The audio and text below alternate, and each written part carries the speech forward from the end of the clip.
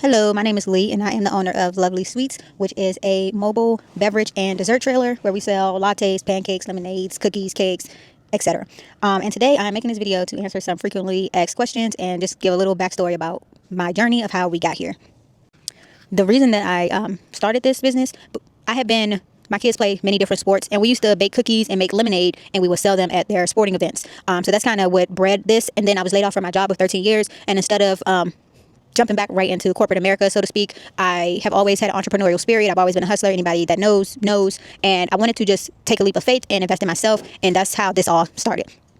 One of the most frequently asked questions is, where did I get my trailer? How much did it cost? I ordered my trailer directly from China, and it was a journey. Would I do it again? Yes. Would I do things differently? Yes. I'll talk a little bit more about that shortly. The trailer itself was $3,500. And then, of course, there are shipping fees, customs fees, etc. The shipping charge, it started off at $500, but when I ordered my trailer, it was around the whole tariff debacle. And because of all of that, when my trailer was actually finished and ready to be shipped, the shipping cost had doubled. So it went from $500 to $1,000. So we're at from $3,500 to $4,500 to get it shipped. It came over on a boat, and once it gets here, you have to pay the custom fees. That was about, I can't remember exactly, but probably about $800 or so for that. And then there was cost to get it once it gets to the port for the boat, then they transport it to a warehouse where you're responsible to pick it up. You either have to hire a company to pick it up, or you have to pick it up yourself. We chose to pick it up ourselves. That's one of the things that I would probably do differently, because it was a lot for us to get it picked up ourselves.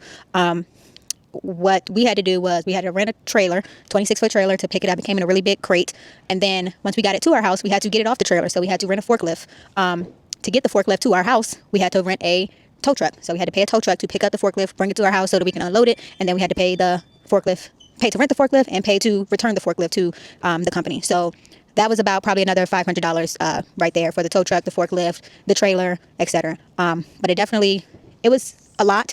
So if I could go back, I would probably pay someone to just pick it up and bring it to me. But we managed to get it done, and God definitely had our back in many ways when it came to that situation. Another thing, once the trailer gets here, as I mentioned, it comes in a crate. It comes in a crate without the tires on it. The trailers come with it, but you have to get the tires on there yourself, which is another reason why the forklift came in handy, because you have to get it in the air in order to get the tires on, which again is another reason why if I did this all over again, as far as getting it from the warehouse to me, I would have a tow truck pick it up instead of a tractor trailer. Have a tow truck pick it up, have them take it to like a food truck company or some kind of mobile shop where they can lift it in the air and get the tires on for you. It'll probably be less expensive, less time consuming, less hassle. If I did it again, that's what I would probably do.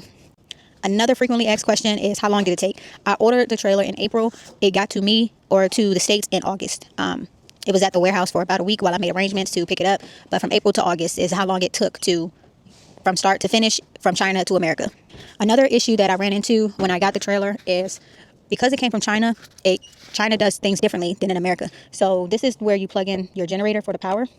And as you can see, this is, if I can get it open, this is what they would refer to as a female outlet, where you plug into it. And the generators here in America, they also have female outlets. So you have a female outlet on the trailer, and you have a female outlet on the generator, so which means you would need a male-to-male cord. Well, they don't really sell male-to-male cords.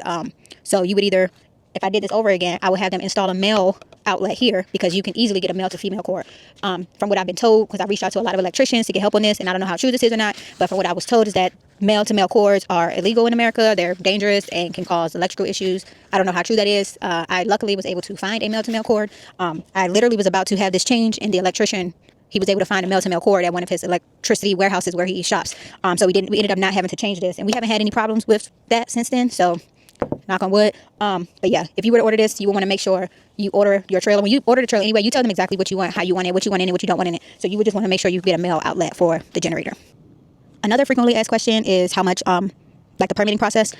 Where I live, in order to run a trailer like this, you have to have what they call a commissary kitchen, where you basically, you can, depending on what you're selling, you can cook your food, you can store your dairy products. You have to have a certain sink in there as well, depending on what you sell. So you have to have a commissary kitchen, which you have to pay monthly for. That is a huge, huge investment. So before you do anything, if you are thinking about buying a trailer, the first thing you need to do is figure out what kind of kitchen is required for your state, what that looks like, what the pricing looks like, because it can range anywhere from $800 a month to $2,000 a month. So you have to have a commissary kitchen, and with the kitchen, depending on if you do it independently, some people build their own, some people, you can go through certain companies. Again, it depends on your state. With the commissary kitchen that I went with, they kind of help you through the permitting process, making sure you have all your paperwork in order, etc. The permit itself, you have to have a permit for your kitchen, and you have to have a permit for your trailer. The permits where I live, it was $1,030, like basically $515 for the kitchen, $515 for the trailer.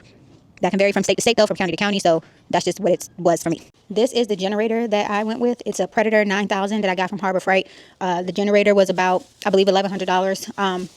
If I could go back in time, as far as the generator, I got this one because it's the biggest, it's the best, and I wanted to make sure I would always have enough power, which is why I went with this one. However, a trailer of this size, and because I'm not running deep fryers and, you know, a grill top and things like that, you know, I probably could have gotten away with a smaller generator because the things that I run don't require as much electricity. So if I could do it over, I probably would have either gone with the smaller one because one, this is extremely heavy. So we had to buy a wheel kit to put it on wheels because it's almost impossible to pick up. And two, I would probably either go with 2 small generators instead of 1 large one. So it's more manageable as far as transporting it and picking it up and moving it around.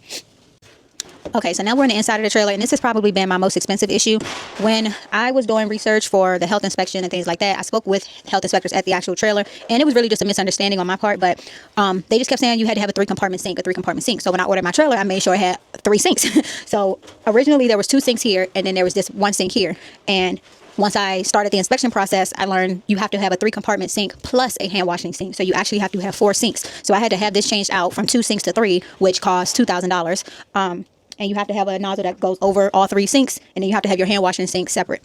So that was a big unexpected expense, but you have to do it if you want to get, you know, your permits.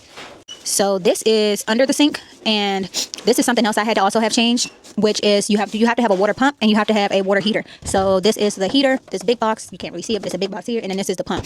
And then you have to also have 2 tanks, one for clean water, one for dirty water, and then you have to have, in my state, your pump has to be like, it has to have a gap so that the dirty water doesn't back up into the sink. This came with a water pump and a water heater from China, but again, it was China based, and your equipment has to be United States certified. It has to have certain certifications to be used in the United States, and the ones from China were not certified. So I had to also have these changed out to get the certification, because you have to provide spec sheets that shows they're NSF certified for the United States.